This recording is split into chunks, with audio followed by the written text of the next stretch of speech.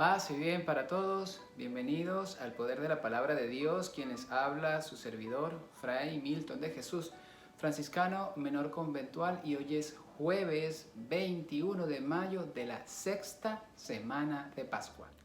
Vamos a meditar en la mañana de hoy el libro de los Hechos de los Apóstoles en el capítulo 18, versículos del 1 al 8. Repito entonces, meditemos hoy el libro de los Hechos de los Apóstoles, capítulo 18, versículos del 1 al 8. Pablo dejó Atenas y fue a Corinto.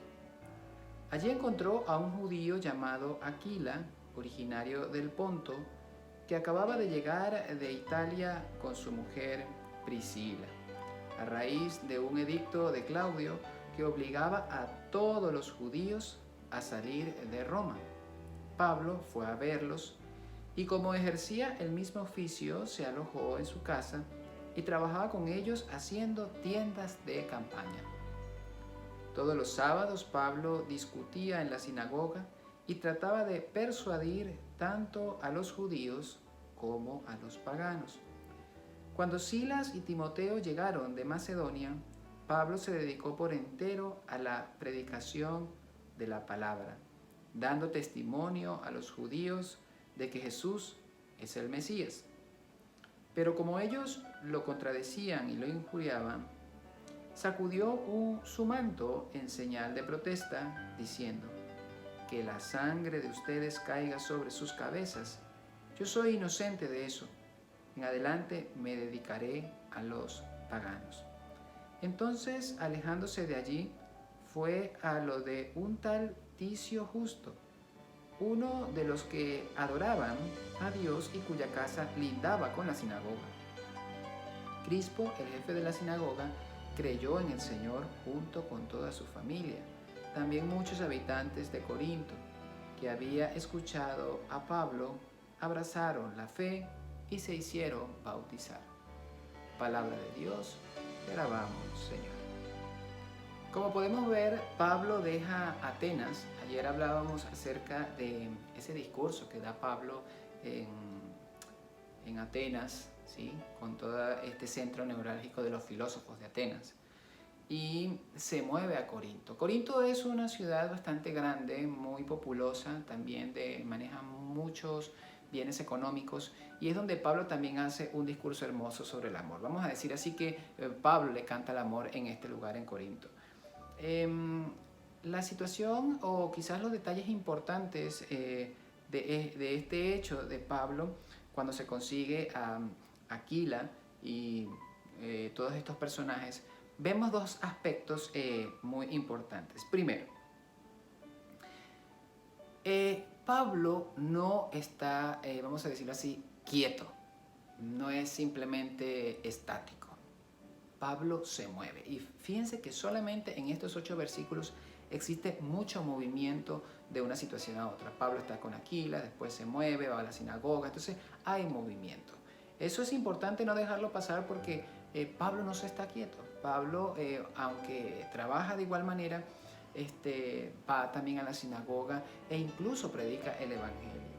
Un segundo punto también es la conversión específicamente de Crispo, que era el jefe de la sinagoga, que creyó en el Señor junto con toda su familia. No solamente él, sino toda su familia cree en el Señor. Es decir, este jefe de la sinagoga se convierte. También dice en el último versículo que muchos habitantes de Corinto que habían escuchado a Pablo, imagínense, abrazaron la fe y se hicieron bautizar. Entonces, fíjense que hay dos elementos importantes y les invito a que no dejemos pasar esto. Primero, entonces, el movimiento de la predicación del Evangelio.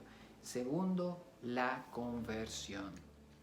A veces pensamos y tenemos quizás malas concepciones de que el anuncio del Evangelio debe ser algo bueno, más o menos bien, de acuerdo a mis comodidades, algo así muy ligero, muy light. Y resulta que no es así. El anuncio del Evangelio es totalmente dinámico, no estático. Recuerdo muy bien aquellas palabras del Papa Francisco que creo que le dedicó a algunos sacerdotes en Argentina. Creo que a la Conferencia Episcopal de Argentina, si no mal recuerdo, es acerca del agua estancada. ¿Sí? El, el agua que tiene movimiento, pongo por ejemplo un río, que tiene movimiento, que hay movimiento, hay vida. Y obviamente no hay quizás elementos muertos, hay vida. En un agua que está en constante movimiento hay vida. Pero en un agua que está estancada está muerta. Y aún muerta, peor porque tiene mal olor. Entonces fíjense, ¿qué nos decía el Papa Francisco en esa reflexión que le hacía a estos sacerdotes? Que no debemos ser aguas estancadas, porque aparte de ser muertas vamos a tener mal olor. Debemos ser aguas vivas, y muy bien también lo dice la palabra de Dios, que debemos beber de esa agua viva, porque Él es el agua viva, Jesús es el agua viva. Entonces no debemos ser personas estancadas, aguas estancadas, porque no va a producir ningún tipo de vida. Debemos ser dinámicos, debemos tener movimiento, y ese es el primer elemento que les quiero regalar. El anuncio del Evangelio debe ser dinámico, no estático, no conformista. El anuncio del Evangelio debe tener movimientos, y movimientos con visión y con orientación a un cambio.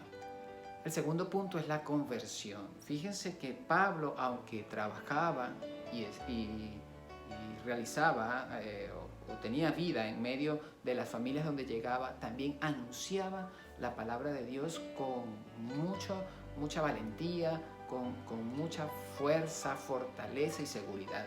Y es así que la misma palabra de Dios empieza a convertir a mucha gente, pero convertir hacia el Señor. Hace días les decía que el protagonista de la misión no puede ser el misionero, ¿no?